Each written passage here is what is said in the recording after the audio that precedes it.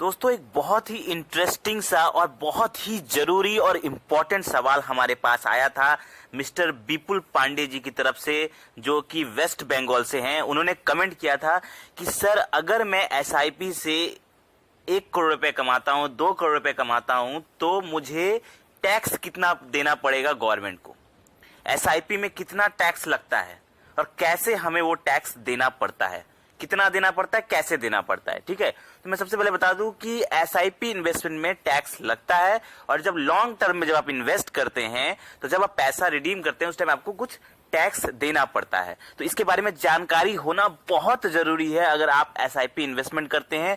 तो अगर आपको नहीं पता तो आपको ये जानना जरूरी है कि आपके इन्वेस्टमेंट पर गवर्नमेंट कितना टैक्स लेगी और आपको कितना टैक्स कैसे पे करना है। तो हम सबसे पहले दो टाइप के टैक्स की बात करेंगे।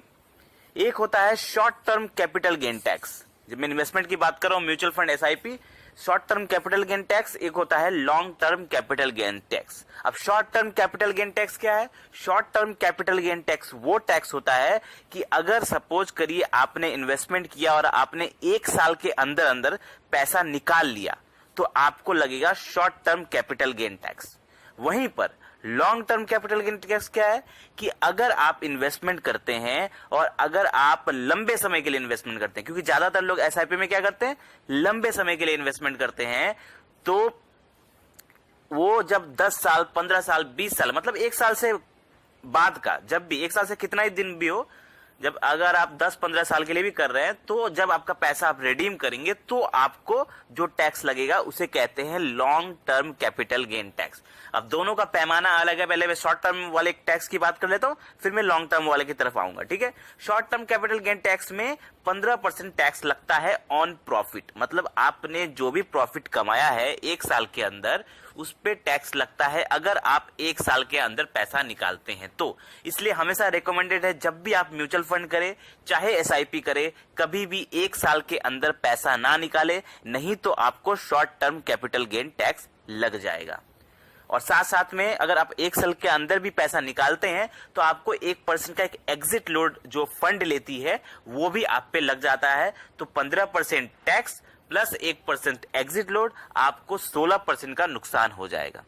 इसीलिए कहा जाता है कि आप जब भी इन्वेस्टमेंट करें, एसआईपी या म्यूचुअल फंड, हमेशा लॉन्ग टर्म के लिए इन्वेस्टमेंट करें, क्योंकि लॉन्ग टर्म में पैसा कंपाउंड भी होता है और अच्छा पैसा बनता है, और आप ये एग्जिट लोड और short term capital gain tax से भी बच जाते हैं। ठीक है, चलिए अब हम बात करते हैं long term capital gain tax कैसे लगता है। मैं लॉन्ग टर्म जब कैपिटल गेन टैक्स की बात करूंगा उस टाइम में पूरा कैलकुलेशन की बेसिस पे दिखाऊंगा कि कैसे और कितना टैक्स लगेगा अगर कोई लॉन्ग टर्म कैपिटल, मतलब लंबे समय के लिए इन्वेस्टमेंट कर रहा है। ज्यादातर जो इन्वेस्टमेंट करते हैं लोग एसआईपी में, वो लंबे समय के लिए करते हैं। 10 साल, 15 साल, 20 साल, 25 साल, 30 साल, ऐसे टाइम फ्रेम के लिए वो इन्वेस्टमेंट करते हैं और पैसा उसी में बनता है। शॉर्ट टर्म वाले एसआईपी म्यूचुअल फंड में पैसा नहीं बना सकते।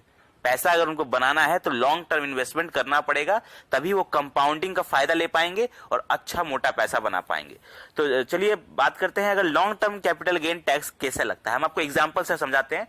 सपोज करिए मिस्टर विपुल पांडे जी ने क्वेश्चन पूछा था, तो हम उन्हीं का नाम लेते हैं एग्जाम्पल के तौर पर। सपोज करिए विपुल पांडे जी ने इन्वेस्टमेंट किया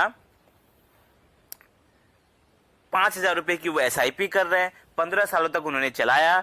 और मैं एग्जाम्पल के तौर पर कैलकुलेशन, यहाँ पे सिर्फ कैलकुलेशन दिखाने के लिए बता रहा हूं कि उन्होंने पैसा जमा किया 10 लाख रुपए, हर महीना 5,000 5,000 5,000 करके इन्वेस्टमेंट कर रहे हैं वो, और उनका पैसा जो पॉकेट से जो पैसा जमा होता है वो है 10 लाख रुपए। ठीक है, 10 लाख रुपए उन्होंने पैसा जमा किया, लेकिन उन्होंने जिस फंड में इन्वेस्ट किया वो कंपाउंड होके वो कुछ सालों के बाद क्या हो गया, 1 करोड़ रुपए हो गया। ठीक है, उन्होंने पैसा जो हर महीना इन्वेस्ट किया 5,000 करके, वो पैसा जमा हुआ टोटल 10 लाख रुपए, लेकिन पैसा कंपाउंड होके कुछ सालों के बाद वो पैसा बढ़ के हो गया 1 करोड़ रुपए। अब वो क्या करेंगे, अब वो सोच रहे हैं कि चलिए मैं पैसा निकालता हूं, अब टैक्स कैसे लगेगा ये देखिए आप। हाँ, तो उन्होंने डिसाइड किया कि वो पैसा रिडीम करेंगे पूरा का पूरा 1 करोड़ अपने बैंक अकाउंट में।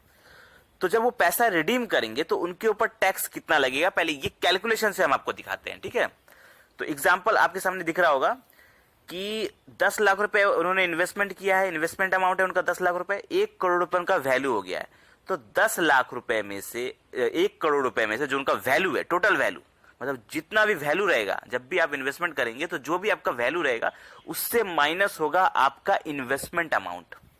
ठीक है, आपने जो पैसा जमा किया, आपके पॉकेट से जो पैसा जमा हुआ है वो अमाउंट माइनस हो जाएगा किस अमाउंट से, जो आपको एग्जैक्ट वैल्यू मिल रहा है, जो टोटल वैल्यू दिखाता है ना, प्रॉफिट जोड़ के जो वैल्यू दिखाता है उससे माइनस हो जाएगा। तो अगर कोई 1 करोड़ रुपए कमाता है और वो रिडीम करना चाहता है तो 1 करोड़ माइनस हो जाएगा उसके इन्वेस्टमेंट अमाउंट से। तो यहाँ पे इन्वेस्टमेंट अमाउंट है 10 लाख रुपए, तो 1 करोड़ से 10 लाख रुपए माइनस हो गया, बचा 90 लाख रुपए। ठीक है, अब ये 90 लाख रुपए पर में से 1 लाख रुपए गवर्नमेंट की तरफ से छूट होता है, एग्जेम्पशन होता है। ठीक है, छूट होता है, वो 1 लाख रुपए भी माइनस हो जाएगा। ठीक है, 90 लाख रुपए में से 1 लाख रुपए माइनस हो गया, तो बचा कितना, 89 लाख रुपीस। अब इस 89 लाख रुपीस के ऊपर long term capital gain tax लगेगा। अब कितना लगेगा, 10% का long term capital gain tax होता है। मतलब जितना भी आपका पैसा हुआ ये माइनस करने के बाद, यानी 89 लाख रुपीस इंटू 10% करेंगे तो 8,90,000 रुपए फाइनल टैक्स बनता है। ये गवर्नमेंट को देना पड़ेगा। अब कैसे देना पड़ेगा ये भी समझिए, कैसे देना पड़ेगा ये समझिए। पहले आपको समझ में आ गया होगा, मतलब जो भी आपका वैल्यू बनेगा, चाहे वो 2 करोड़ 3 करोड़, उससे माइनस होगा आपका इन्वेस्टमेंट अमाउंट, मतलब जितना आपने पैसा जमा किया। इन्वेस्टमेंट अमाउंट माइनस होने के बाद जो पैसा बचेगा उससे 1 लाख रुपए आपका गवर्नमेंट छूट देगा, एग्जेम्पशन। जितना 1 लाख रुपए माइनस करके जो पैसा बनेगा उसके ऊपर 10% long term capital gain tax लगेगा। क्लियर हो गया होगा। चलिए, अब कैसे टैक्स देना पड़ता है। टैक्स देना पड़ता है जब आप ITR फाइल करते हैं, जब आप पैसा रिडीम करते हैं उस टाइम टैक्स नहीं लगता है। जब आप 1 करोड़ रिडीम करेंगे कुछ सालों के बाद, 15 साल 20 साल जितने सालों के बाद, तो पूरा पैसा आपके अकाउंट में आएगा, 1 करोड़ का 1 करोड़ ही आएगा। लेकिन अंतर कहां पड़ेगा, जब आप उस साल का, जिस साल आपने पैसा विड्रॉ किया है अपने बैंक अकाउंट में, जब आप उस साल का ITR फाइल भरेंगे तो उस टाइम आपको शो करना पड़ेगा कि हाँ, ये 1 करोड़ जो मेरे बैंक अकाउंट में घुसा है, कहां से घुसा है, हाँ मैंने SIP किया था या ये म्यूचुअल फंड किया था तो वहां से पैसा घुसा है। तो उसके ऊपर आपको long term capital gain tax लगेगा, वहां पर 8,90,000 रुपए, मतलब 10% का, जो मैंने कैलकुलेशन बताया। अगर किसी का वैल्यू 2 करोड़ है तो उसके हिसाब से बनेगा, किसी का 3 करोड़ है तो उसके हिसाब से अलग बनेगा। मतलब मैंने एग्जांपल के तौर पे आपको बताया। तो टैक्स आपको देना पड़ता है जब आप ITR फाइल करते हैं, तब देना पड़ता है। पूरा का पूरा पैसा आपके अकाउंट में आता है। और long term capital gain tax पर आपको 10% का टैक्स लगता है आपका इन्वेस्टमेंट अमाउंट माइनस करने के बाद। तो आई होप आपको ये पूरा कैलकुलेशन समझ में आया होगा। फिर भी कोई डाउट अगर लग रहा है यहाँ पर टैक्स के बारे में तो कमेंट में पूछिए हमसे। वीडियो अच्छा लगा तो लाइक करें और ऐसे ही जबरदस्त वीडियो पाने के लिए हमारे चैनल को सब्सक्राइब करें। धन्यवाद।